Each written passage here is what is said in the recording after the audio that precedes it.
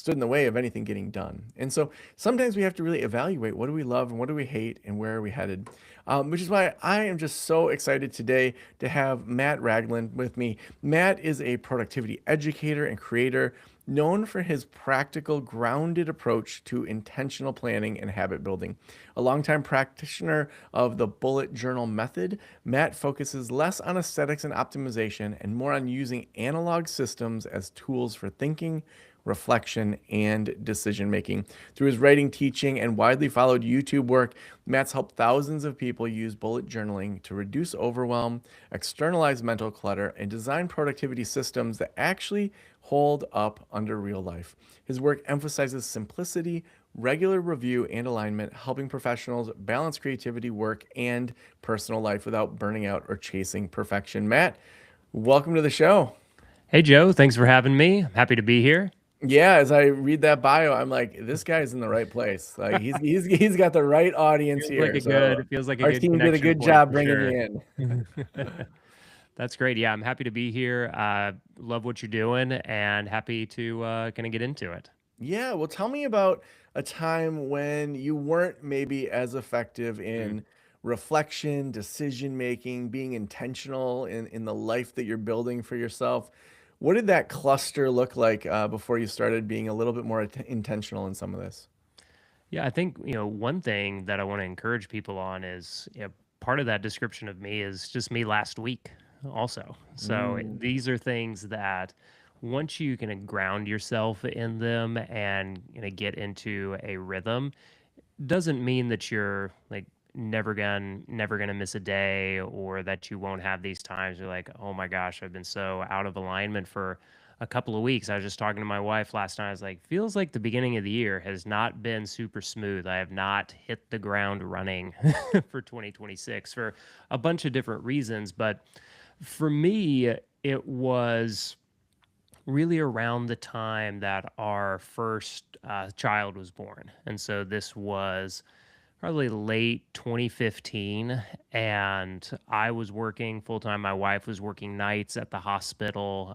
We had, a 4 or 5 month old at the time, and so things were just so scattered all over the place. And yeah, I was using, apps and tools to keep track of everything, but everything just felt like a never-ending, ongoing to-do list, and as soon as one thing got done, it was like 3 more took its place, and, there's a lot of benefits to digital tools. We'll talk about that. I'd be happy to talk about that, but it just felt like I was digging myself, like, deeper and deeper into a hole of productivity that I just couldn't wasn't gonna be able to extract myself from. And there are some realities to that when you're an entrepreneur, when you are, like, head of a practice, there are always things to do. I mean, everyone listening will understand there's always things to do. But what I started doing around that time was using this thing called the bullet journal method. I think, the bullet journal method first like came, I think Ryder Carroll, the creator of the method, first posted about it on YouTube around like 2012, 2013, but I had seen like a couple of videos, blog posts about it, back in the day. Now we just have Substacks, but they're the same thing. And it was basically saying like, hey, if you need to do things, then just write them down and write them down on a sheet of paper. And I'd always liked using analog tools. I grew up in the 80s and 90s, so we didn't have apps for myself, and so I would always do that, like going through school. But in the like very like well deserved excitement of like the app and the internet boom, yeah, just put everything into software.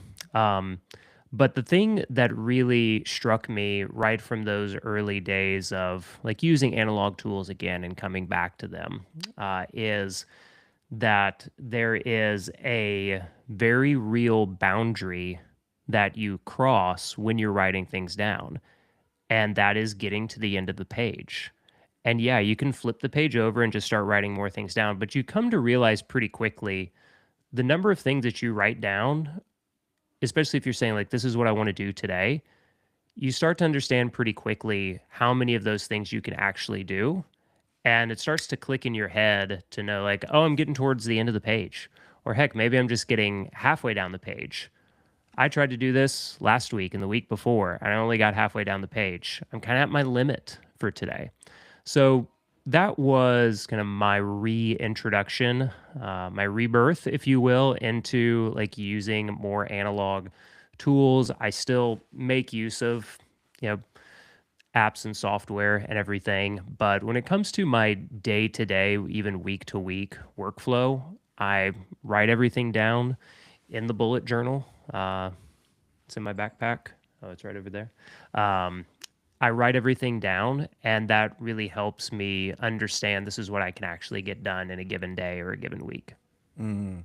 It's interesting the rise of kind of more analog. My oldest daughter is really into records right now. My youngest Mhm, daughter is really into CDs right now. And there's mhm. something about the limits. I think that there's Yep, so much when you're on like a Spotify musically, like literally almost anything is on there. right. But there's something about us going to the library, picking out some CDs, asking people like, "Hey, I like Radiohead. Are there other bands that you might Mhm, also recommend?" right, Then them taking that CD home and listening to the whole thing through. Um, there's just a different kind of boundary around the limit, like the limitedness of it. right. It reminds me also of like the Creative Act by I think Rich Rubin wrote it. Rick Rubin. Yeah. Yeah. Mhm, Where he talks about just like as an artist thinking about like what can you do to limit yourself? Like I'm only gonna do watercolor paintings with these few colors and see what happens, or I'm only gonna use tape and magazine, whatever the thing is. right. It just opens something up by giving ourselves limits. Mhm. Do you feel that with this kind of moving into analog journaling and productivity, that those limits actually are part of what makes it work so well for you? Absolutely. That's what it is for me. And like I said, as I'm writing things down, and granted, I've been, working in this way for a decade now, is like anything else, you start to build more understanding and more experience as you're writing things down to understand what your limits are as you're writing them down. It's a little different when you're actually putting pen to paper. And there have actually been several studies about this, but a couple of like the literally like the tactile feel of pen to paper makes a stronger connection with your brain. Hmm. And the like act of doing that will help me just feel more in tune with the constraints that I have. Yeah. Well, walk us through what is the bullet journal method? Like, what does that look like? I mean, there's so many different productivity mindsets out there. Setting a timer for 20 minutes, and the one thing is a great book. The Power of Habit. Like, Mhm. what does the bullet journal do for you that maybe shifts some of those other ways of thinking? Yeah, for me, well, the bullet journal method, what it is a way of working, thinking, and reflecting that forms like a really strong loop that like feeds upon itself, for lack of a better term. It's kind of self-supporting. And to me, the heart of there's a bunch of different things you could talk about with it, but in its simplest form, the heart of the bullet journal method is the daily log, where you're just writing down these are the tasks that I have to do today. Here are appointments. Here are notes. There are little indicators like if you have a task, it's actually just like making the little bullet. If there is a note, you can do like an arrow or a dash. And then if there's an appointment, you just do a circle. That's like the traditional bullet journal method and like way of like going through things.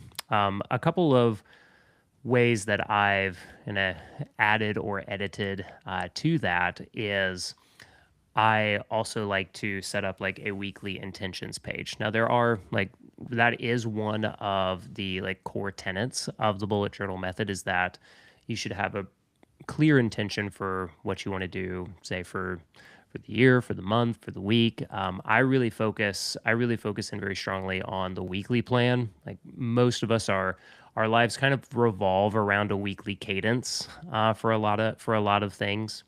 And I do like plan bigger goals than just a week in the bullet journal, and again also using some digital tools. But really what I'm focusing on is if I can break down a big goal into something that I can do like every single week, and then whatever I have to do for that week I break down into tasks for the day, then like similar to whether it's the power of habit or getting things done or any of those say more famous or well-known productivity methods, you're really just like chunking something down into a task that you can do for a day. And so when I set the intention for the week, then that allows me to not just be aligned with what I want to be doing every single day to get me closer to that intention and goal for the week. But it also provides like a really good starting point for the other part of the bullet journal method, which um, is really important. That's the reflection. And so you're asking yourself, whether it's the end of the day or more likely at the end of the week, you're asking yourself, okay, these things that I did this week, did I stay on track and did I stay aligned with my intention for the beginning of the week? And you could even pull that back even further from just like a very practical, productive, like, what do I need to get done? What are my bigger goals? But you could zoom all the way out to asking yourself, am I building the kind of life that I want to? Am I becoming the kind of person that I want to be? Am I growing? Am I shifting? And I like the example that you used at the beginning of the love hate list. Like those sorts of things become a lot more, again, like going back to the study, they become a lot more connected when you actually write them down instead of type them out. You kind of feel, I think, the things that you love as you're writing them down a little bit more. And same thing with those pieces that you hate. And so that when you can kind of keep reflecting back, that's something that even at times like I still struggle with. I'm so forward momentum oriented there are times where I struggle to do a proper reflection, but it's just like, you know, say like sailing or anything that requires some bit of navigation. If you just keep going a little bit in the wrong direction, then you'll end up in a completely like different place than you intended to be. So that intention at the beginning and the reflection at the end, so that the next week or the next month you set your intention, you're just, you're a little bit more aligned with the overall direction that you want to be going. Mm. Yeah. So I'm just thinking how much I add into my own calendar digitally and the tasks that I do there. Hmm. Would you recommend people, in this method, start putting things kind of into the journal or kind of keep those digital methods that they already have? Yeah, so it's a good question. I teach a lot on this, and my kind of workflow for this is that I'll do a lot of the initial brainstorming and note taking in the notebook. Also use things like whiteboard right over there, a lot of sticky notes. And so I use a lot of analog tools for the initial brainstorm and planning. But when it comes to putting like the actual like say project management, I use Notion for that. There are a lot of great Mhm. tools. You can use whatever you want. I'm very tool agnostic, but I use Notion one because it does help to have a project dashboard where you can throw everything in. Obviously, editing is Mm. not really something that's possible with analog tools. And the other thing, and this is probably going to be the case for a lot of people in your audience, you have employees, you have contractors, you have folks that you need to share documents and information with. And again, that's not something that a notebook is going to be any good at. So Mm. I do a lot of the initial planning in a notebook, and then I bring and do like the full project dashboard in a tool like Notion. But then when I have like all the tasks that I need, all the milestones, KPIs, whatever, however you do it, then that is where I'm going into it every week. I meet with my assistant and we look at it and say, like, okay, what is our intention? What's the goal for this week so we can keep moving forward? And then all of those daily actions move from like the bigger project plan in Notion. I write them down in my bullet journal notebook. So that way I don't have to keep going back into Notion just to find out like the next thing to do. Because even a productivity tool like Notion, if I open it up too much, I'm going to be distracted by other things. There are going to be notifications, there are going to be projects or pages that catch my eye that, back to your point earlier of like, well, I like doing this, I do enjoy it, but is this the best thing for me to be doing? No, it's just something that I enjoy, and we can have a whole conversation about that sort of mindset. But if we're talking about intention and productivity, and especially where you're like trying to grow or scale or better manage a business, like your example with the podcast, it wasn't the best use of your time to be editing the show. And yeah, I have a very similar experience with my YouTube channel. I enjoy editing. I enjoy finding like little sound effects and foley's and music to go along with the video, but is it better for me to spend 4 hours doing that, or is it better for me to spend 4 hours getting the next daggum video done? And it's to do the video. Yeah. Now, I'm wondering, like, when you help people with productivity and with getting things done, are there top things that maybe people think are good for them, but actually get in the way Hmm. of getting things done? I think the biggest thing is kind of that uh, productive procrastination. Hmm. And we talked a little bit about this in the pre-show. Maybe you read a new book or you watch a YouTube video. Maybe it's even a YouTube video like mine. You listen to a podcast and you hear this like productive, successful person giving you their system for achieving everything that you ever dreamed of. Hmm. And you start to, okay, like great, I'm going to implement that system. Bonus points for the other person, for the expert, if they have like, a special framework that you're supposed to follow. You're like, oh, okay, I got to follow that framework. Oh, they also have a Notion template. I'm going to have to spend, you know, a week setting up this Notion template or Airtable or, whatever it might be. I need to like code this new app. Have you heard about vibe coding? I got to vibe code this thing.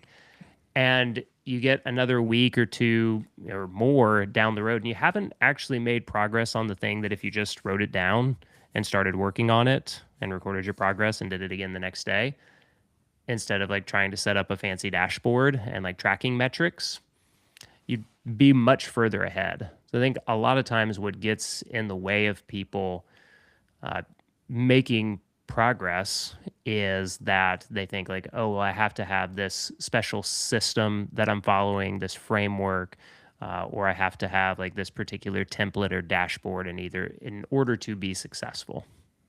Mm, yeah. What are other things you see that get in the way?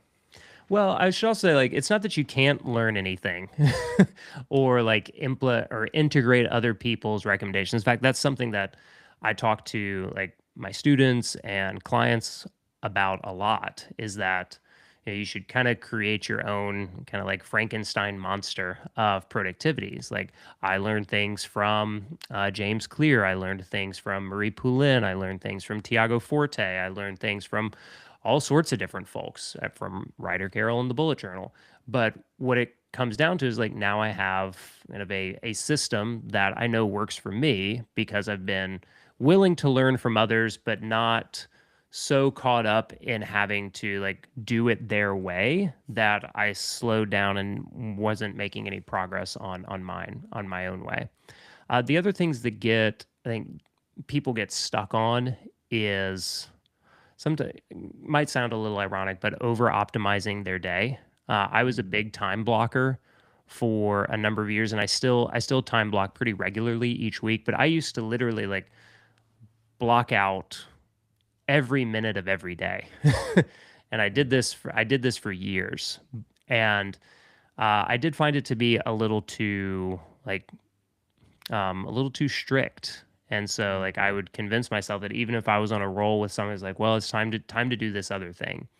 And time blocking really helped me in a couple of ways for a number of years. One was that it really helped me understand how long certain things took. And so like for YouTube specifically, I got into YouTube. I was like, I'll be able to knock out a video start to finish in like 3 or 4 hours. Well, it ended up taking more like 6 to 8 hours. And it was through Mm, like consistently not hitting my time blocks that I had set out for this mm, for weeks in a row that I came to realize, oh, this it takes me more time than I thought. So I still do like some big general time blocks each week. Like I said, for say a YouTube video, I just always make sure that I have 8 hours, basically one day or two halves of a day, like blocked out, so that nobody else can schedule calls, and it also like gives me permission to like focus on that because, like we said, I have a lot of things going on. I run a couple of different businesses, and I really have to kind of give myself permission through the calendar, through the time block to work on this thing. Um, the other thing that I think people waste a lot of time on is second guessing themselves when it comes to thinking about which thing is a higher priority than another. So this is really common when you're doing initial like project planning or productivity planning for a goal. You're like, well, is it more important to do task A or task B? And they spin their wheels for a while trying to figure out which is the better thing to do, when if they would have just started on either one, Hmm. then oftentimes the answer presents itself in the midst of your working. And even if you chose the wrong one the first time or the second time, the more that you practice and go through it, the better that you get at understanding and estimating the priority and the timeline of a particular task. But if you just kind of like guess at it, then you're just not going to learn. Yeah, yeah. I think that what I'm hearing a lot of is having intentionality without too much rigidity. That if you're Mhm. time blocking and every minute is allocated, if a wrench gets thrown in there, like it just wrecks everything. Right. Whereas having a general direction, but and you had mentioned sailing, and I think it's similar. Where with sailing to go the direction you need to go, you're constantly adjusting to the wind. You're Yep. not just saying we're going to go on this heading, never move from this heading. There's going to be things that affect it. So I love that idea Yeah, of absolutely. having intentionality around it while also having some flexibility. Yep. Yeah, and I'm not a sailor in that sense, but I've done a lot of canoeing and kayaking. But it's a very similar thing. And the Yeah. other, you're doing a lot of like tiny adjustments. Another thing that when I was like first learning how to kayak, my teacher would say is like, even if you like wherever you're looking is where you're going to go.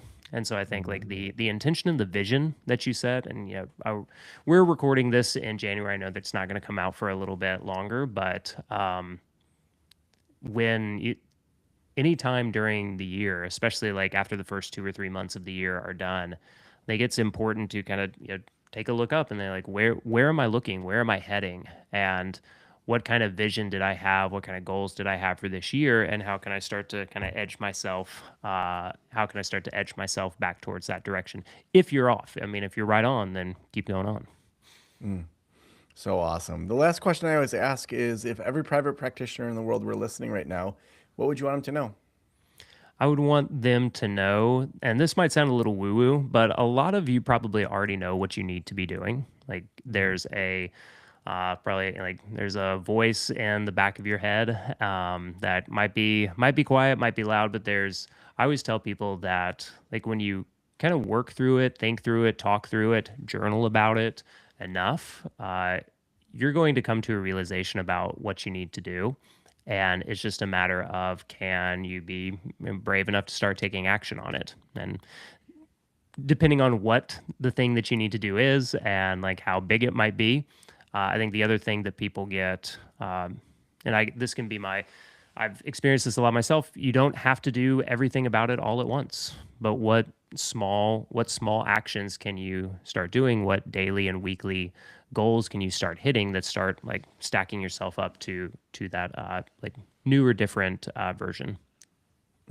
So awesome. And Matt, if people want to connect with you, where should we send them? Just go to the YouTube channel. Just search for Matt Ragland on YouTube. I'm by far the most popular Matt Ragland on YouTube, so just find me there. So awesome, Matt. Well, thank you so much for being on the show. Yeah, thank you, Joe. As we do this show, it's always interesting to just hear different ways and that people think through how they want to live their life. For me, it's that constant evaluation.